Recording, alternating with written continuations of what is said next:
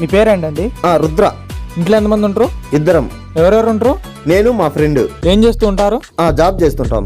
Salary ఎంత వస్తుంది? ఒక 50,000 నుంచి 60,000 వరకు వస్తుంది. ఇల్లు మీదేనా? మాదే. ఇంట్లో సీసీ కెమెరాలు, కుక్కలు అలాంటివి ఏమన్నా ఉన్నాయా? అలాంటివి ఏం లేవండి. ఓకే, థ్యాంక్స్ అండి.